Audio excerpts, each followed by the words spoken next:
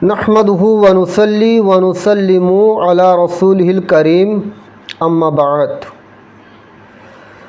अऊज़ु बिल्लाहि मिनश शैतानिर रजीम बिस्मिल्लाहिर रहमानिर रहीम इन्ना अरसलनाका बिल हक़्क़ि बशीरन व नज़ीरन वला तुसअलु अन अस्हाबिल जहीम सदक़ल्लाहुल अज़ीम व सदक़ रसूलुहुन नबियुल हबीबुल करीम। প্রিয় দর্শক শ্রোতা, দেশের এবং প্রবাসী ভাইরা, ইমানদার ভাইরা, যে যেখান থেকে শুনবেন সবাইকে রমাদানুল মুবারকের শুভেচ্ছা জানাচ্ছি, সালাম জানাচ্ছি। আসসালামু আলাইকুম ওয়া রাহমাতুল্লাহ। আল্লাহ পাক রব্বুল আলামিনের দরবারে শুকরিয়া আদায় করছি এবং অসংখ্য দুরূদ সালাম জানাচ্ছি আখির জামানার নবী কামলি ওয়ালা নবী মুহাম্মদুর রাসূলুল্লাহ সাল্লাল্লাহু আলাইহি ওয়াসাল্লামের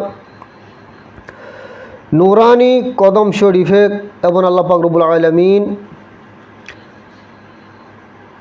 এর দরবারে আরজি পেশ করি যে মুমিন বান্দাগণ যত ইবাদত বন্দেগী করেছেন আল্লাহ কবুল করুক, আমিন। প্রিয় আশিক রসুল সাল্লাল্লাহু আলাইহি ওয়াসাল্লাম, আমি যে আয়াত শরীফ তেলাওয়াত করেছি এটা প্রথম পারা সূরা বাকারা শরীফ 14 নম্বর রুকু হতে আল্লাহ পাক রব্বুল আলামিন ইরশাদ করেছেন, বিসমিল্লাহির রহমানির রহিম, ইন্না আরসালনাকা, নিশ্চয় আমি আপনাকে পাঠিয়েছি। আল্লাহ পাক রব্বুল আলামিন পাঠিয়েছেন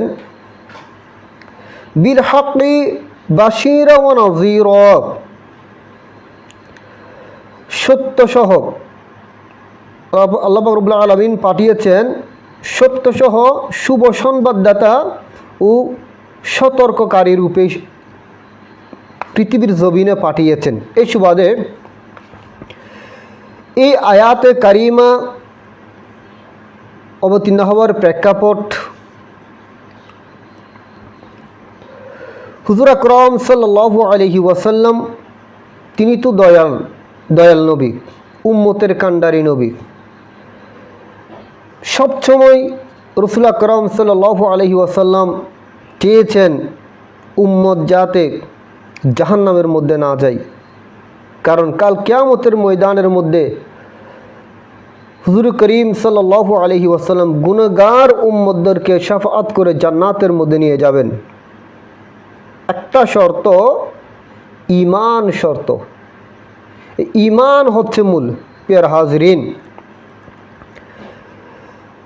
এদিকে দেখা যায় কাফির এবং মুনাফিকদের অবস্থা দেখে হুজুর আকরাম সাল্লাল্লাহু আলাইহি ওয়াসাল্লাম খুব চিন্তিত। যারা কাফির ছিল, মুনাফিক ছিল, আল্লাহর প্রিয় মাহবুব সাল্লাল্লাহু আলাইহি ওয়াসাল্লাম বিচলিত হতেন।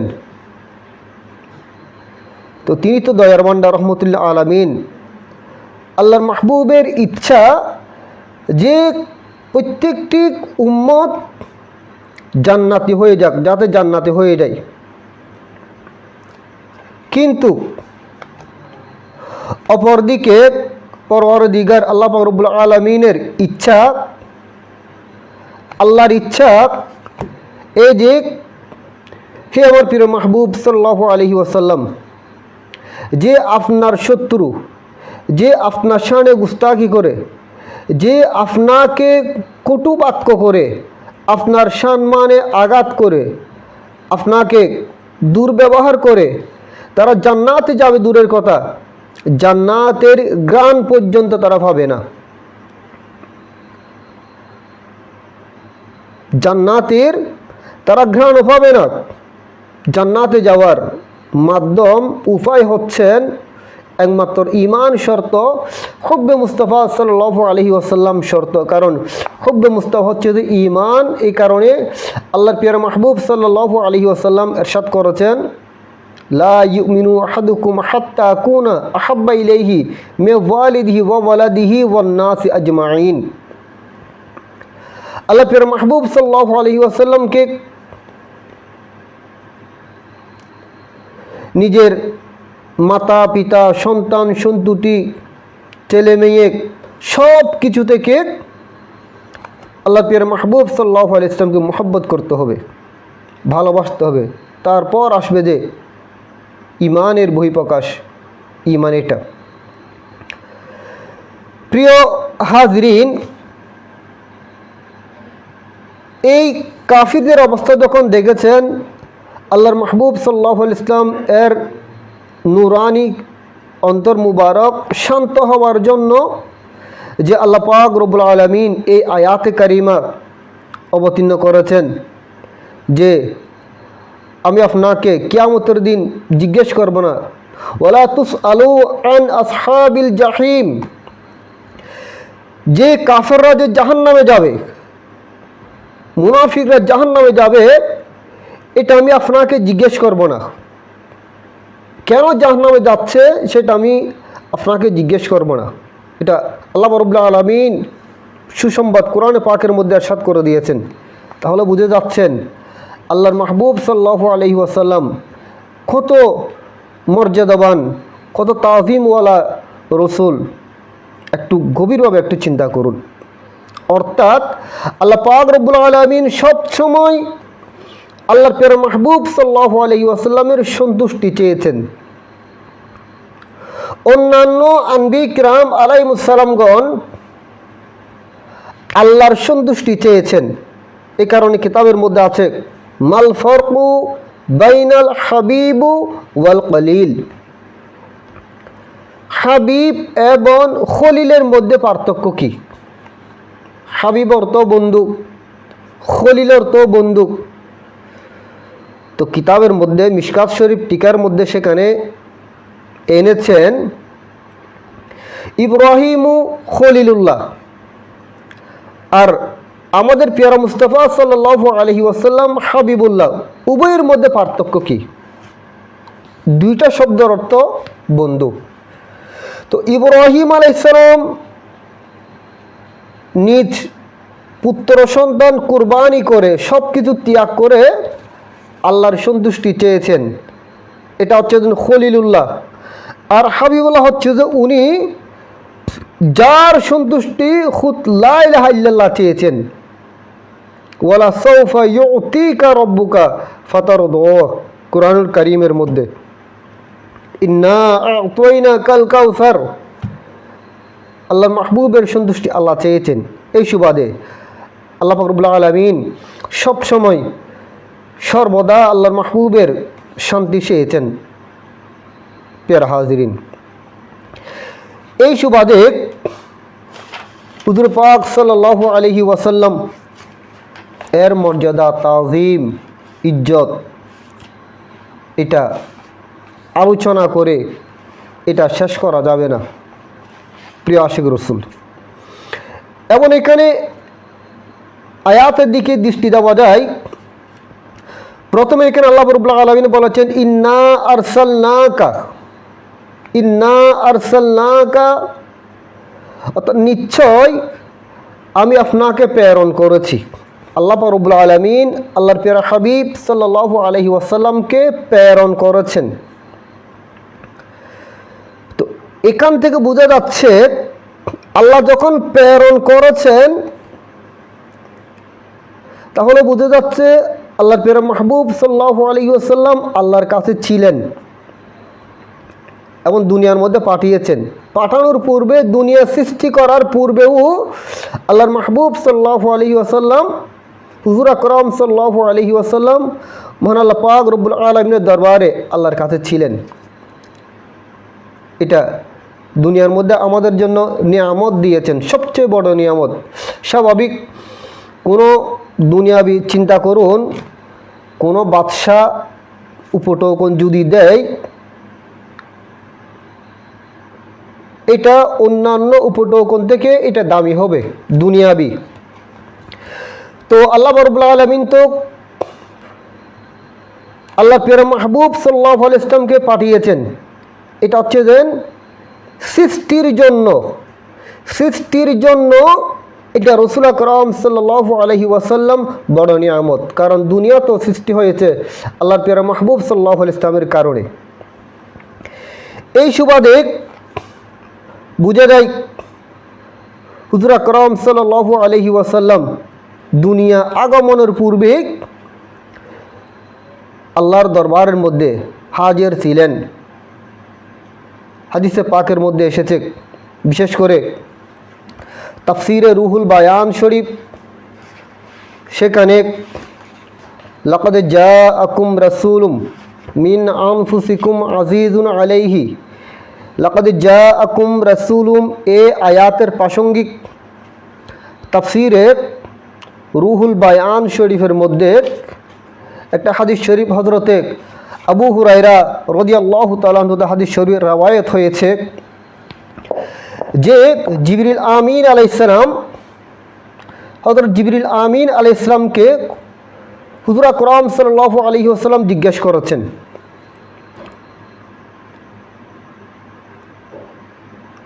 প্রিয় হাজিরিন,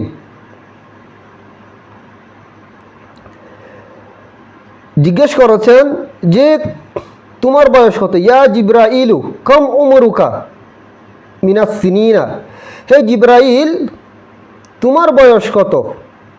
অর্থাৎ জিবরিল আলাইহিস সালামকে জিজ্ঞেস করেছেন তোমার বয়স কত?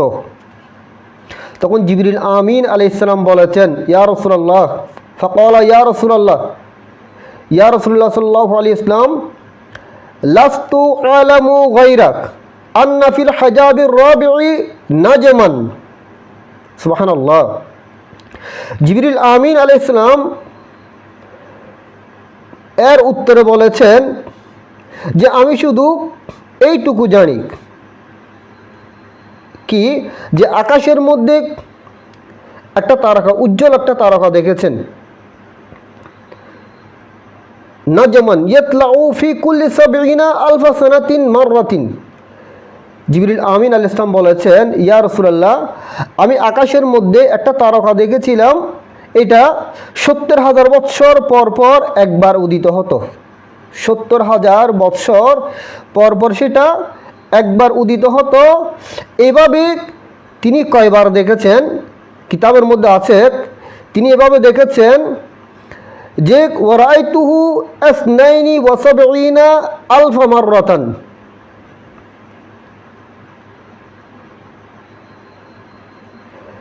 জিবরিল আমিন আলাইহিস সালাম বলেছেন ইয়া রাসূলুল্লাহ এবার আমি ওই তারকা ৭২,০০০ বার উদিত হতে দেখেছি। ৭২,০০০ বার দেখেছেন। তখন রাসূল আকরাম সাল্লাল্লাহু আলাইহি ওয়াসাল্লাম বলেছেন ফাকালা,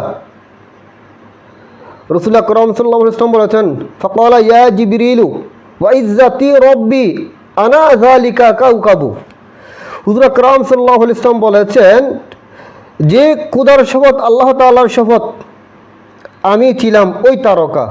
ওই তারকা রাসূল আকরাম সাল্লাল্লাহু আলাইহি ওয়াসাল্লাম ছিলেন। প্রিয় হাজিরিন, তাহলে বুঝে যাচ্ছে রাসূল আকরাম সাল্লাল্লাহু আলাইহি ওয়াসাল্লাম ছিলেন কত মর্যাদাবান। এবং কিতাবের মধ্যে মিশকাত শরীফের মধ্যে আছে, আপনারা একটু করে দেখবেন, সেটা বাবু ফাদাইলি সাইয়্যিদুল মুরসালিনের মধ্যে অসংখ্য হাদিস শরীফ নকল করেছেন। আল্লাহ প্রিয় মাহবুব সাল্লাল্লাহু আলাইহি ওয়াসাল্লাম বলেছেন একদিন সাহাবাই কেরাম রাদিয়াল্লাহু তাআলা আনহুমগণ হুজুর আকরাম সাল্লাল্লাহু আলাইহি ওয়াসাল্লামকে জিজ্ঞাসা করেছেন, যেটা প্রসিদ্ধ সাহাবা হযরত আবু হুরায়রা রাদিয়াল্লাহু তাআলা আনহু হাদিস শরীফ রওয়ায়াত হয়েছে, বর্ণিত হয়েছে যে জিজ্ঞেস করেছেন ক্বালু ইয়া রাসূলুল্লাহ, ইয়া রাসূলুল্লাহ মাতা ওয়াজাবাত লাকা নুবুওয়াতু। ইয়া রাসূলুল্লাহ সাল্লাল্লাহু আলাইহি ওয়াসাল্লাম আপনি কখন নবী ছিলেন? যে আপনি যে নবী এটা কখন থেকে?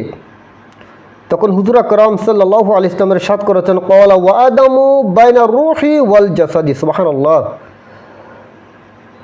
হুজুর আকরাম সাল্লাল্লাহু আলাইহি ওয়াসাল্লাম ইরশাদ করেছেন যে হযরত আদম আলাইহিস সালাম রূহ এবং জিসিম একত্রিত হয় নাই, তখন আমি নবী ছিলাম। তখন আল্লাহর প্রিয় মাহবুব সাল্লাল্লাহু আলাইহি ওয়াসাল্লাম তখন নবী ছিলেন। তাহলে বুঝে যাচ্ছেন, অসংখ্য হাদিসে পাকের মধ্যে আছেন যে কুনতু নবিয়্যান ওয়া আদামু বাইনা রূহি ওয়াল জাসাদি, এবং অসংখ্য হাদিস শরীফ। তাহলে হুজুর আকরাম সাল্লাল্লাহু আলাইহি ওয়াসাল্লাম এখন না, সৃষ্টির শুরু থেকেই আল্লাহ পাক রব্বুল আলামিন আমার রসুলকে পরবর্তী দুনিয়ার মধ্যে শেষ জামানার মধ্যে দুনিয়ার মধ্যে পাঠিয়েছেন। এবং হুজুর আকরাম সাল্লাল্লাহু আলাইহি ওয়াসাল্লাম নিজেই ইরশাদ করেছেন যে আমি হলাম হযরত ইব্রাহিম আলাইহিস সালামের দোয়া।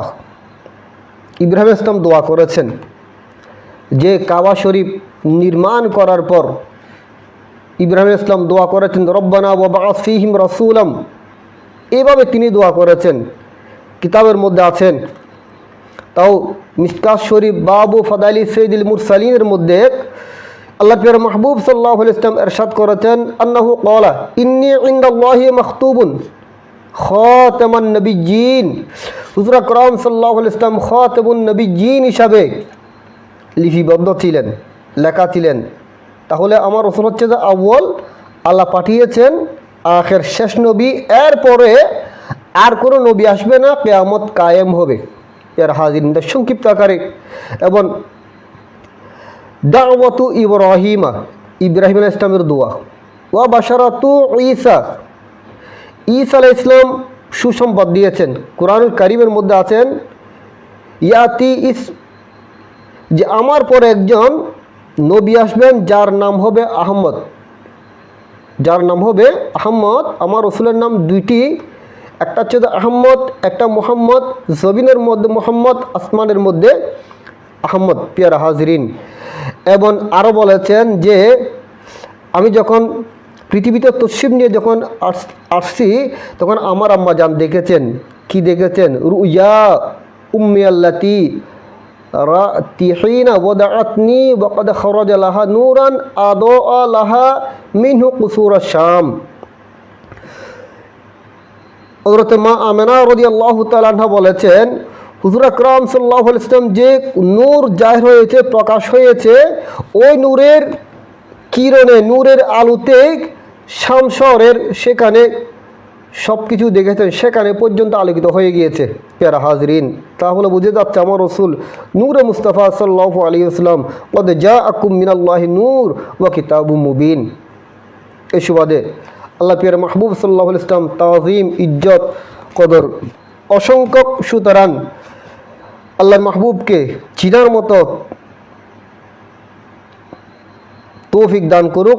এবং আপনারা মনে রাখবেন, যারা দুশমনের রসুল, যারা গুস্তাখের রসুল, আল্লাহর মাহবুব সাল্লাল্লাহু আলাইহি ওয়াসাল্লামের শানে গুস্তাখি করছেন, তাদেরকে চিন্তা করার প্রয়োজন যে আমরা শ্রেষ্ঠ নবীর উম্মত হয়ে ওই শ্রেষ্ঠ নবীর সাথে কীভাবে এত কুটুবাক্য করছি। মনে রাখবেন, পূর্বের যেমন কাফেররা করেছিল ঠিক অনুরূপ করবে। সুতরাং এখনও পর্যন্ত যারা করছে, ভবিষ্যতেও করবে, তাদের হাসর হবে কাফিরদের সাথে। সুতরাং যারা ইমানদার, যারা মুত্তাকিন, পরহেজগার, যারা আল্লাহর মাহবুব সাল্লাল্লাহু আলাইহি ওয়াসাল্লামের মহব্বত, ভালোবাসা আছেন, তারা ইমানদারের সাথে থাকবে। মিনান নবিয়্যিনা ওয়া সিদ্দীকিনা ওয়া শুহাদাই ওয়া সালিহিন, যারা ইহদিনাস সিরাতাল মুস্তাকিমের মধ্যে আছেন। আল্লাহ রাব্বুল আলামিন সবার অন্তরের মধ্যে রাসূল আকরাম সাল্লাল্লাহু আলাইহি ওয়াসাল্লামের মহব্বত, ভালোবাসা দান করুক, এবং সঠিক আহলে সুন্নাত ওয়াল জামাতের মধ্যে ঈমান আকীদার হেফাজত করা তৌফিক দান করুক। এই আহলে সুন্নাত ওয়াল জামাতের মধ্যে থেকে দুনিয়া থেকে যাওয়ার তৌফিক দান করুক। মনে রাখতে হবে, আহলে সুন্নাত ওয়াল জামাত ব্যতীত বৌদ্ধের ফেরকা, এটা হচ্ছে বাতিল, গুমরাহ। আল্লাহ রাব্বুল আলামিন সবার ঈমান আকীদা হেফাজত করুক। ওয়া আখিরু দাওয়ানা আলহামদুলিল্লাহি রাব্বিল আলামিন। আসসালামু আলাইকুম ওয়া রাহমাতুল্লাহ।